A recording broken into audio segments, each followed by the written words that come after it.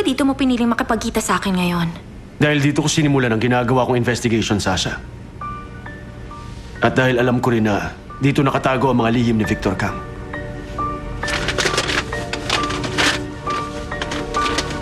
Pamilyar ba sa'yo to? I'm sorry? Ano to? Ito ang secret bank accounts ni Congressman Kang under fictitious names. At ikaw ang nagme-maintain ito. Alam mo sigurong pwede kitang ipa-aresto dahil dito. Tatanungin kita for the last time. Ito ba ang secret bank accounts ni Victor Kang? Huwag ka nang magsinungaling. Lalabas din ang katotohanan. Magkanong laman ng mga yan? You better tell the truth, Sasha.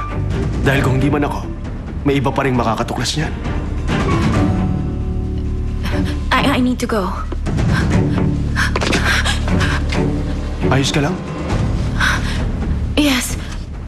Medyo nahilo lang ako.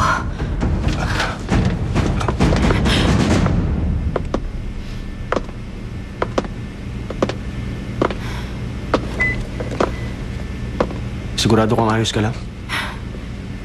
Oo. Tatawag na lang ulit ako sa'yo.